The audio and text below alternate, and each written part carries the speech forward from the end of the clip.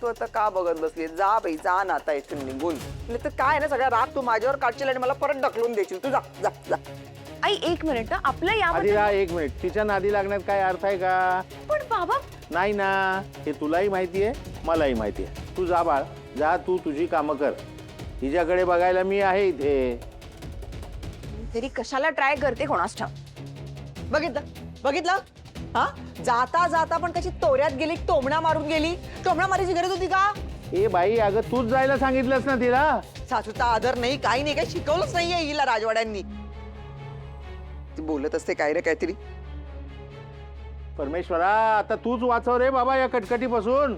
अरे वाचवणार कसा देव तुम्हाला? मी इथे पडली अशी, मला सांगा, मी उभी राहिल्यानंतरच तुम्ही वाचाल ना? मी काम करायला लागली तरच तुम्ही वाचाल ना? अन्न माझ्यामुळे तुम्हाला खायला मिळणार आहे ना? कोण करून देणार आहे? तुमची सून. उगीच मला बोलू नका तुम्ही. नेहमी बघाव तेव्हा फक्त मला बोलत असता, तिला काही बोलतच नाही तुम्ही. पाकिस्तानचा चडफडाट.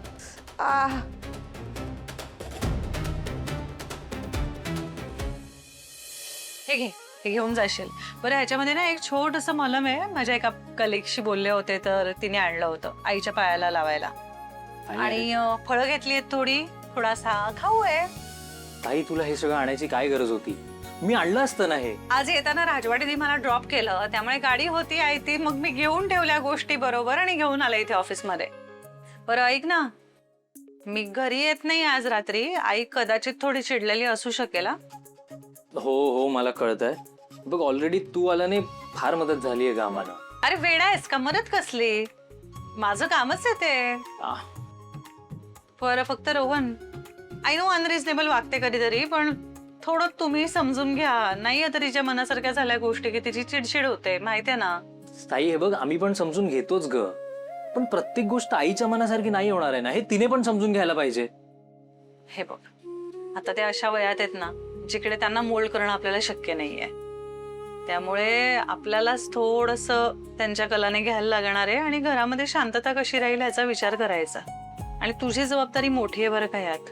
मी नेहमीच सांगत आली आहे तुला की आपल्याला सवय आहे आईची, अधिराला नाहीये. त्यामुळे ह्या सगळ्यामध्ये तुला तिला जास्त समजून घ्यावं लागणार आहे. सो इतकंच की ती काही रिॲक्टच करणार नाही वगैरे अशी अपेक्षा काही करू नकोस तिच्याकडनं, कारण ती ते करणार आहे. तू शांत राहा.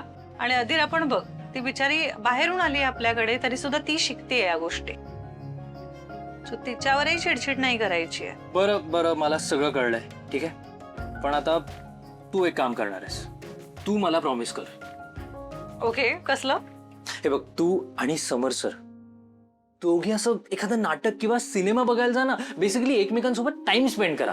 सिनेमा किंवा नाटक? तुला माहितीये का त्यासाठी आयुष्यातले 2 किंवा 3 तास द्यावे लागतात. एवढे नसतात राजवाड्यांकडे. ताई, हे बघ, आवड ना निर्माण करता येऊ शकते. तू त्यांना कन्व्हिन्स कर ना. तू एक काम कर, तू ना त्यांच्याकडे हट्ट कर किंवा त्यांना असं ओढत घेऊन जा. आता काही विचार करत बसू नकोस. तू जाणार आहेस म्हणजे जाणार आहेस, ठीक आहे. ओके, मी निघतो आता, मी पळतो, मला लेट होतंय. ओके, मला कॉल करून कळव. थँक्यू बोल मला. सांभाळून जा. सिनेमा किंवा नाटक? राजवाड्यांना नाटक सिनेमाची अजिबात हौस नाहीये. पण त्यांना कन्व्हिन्स कसं करायचं?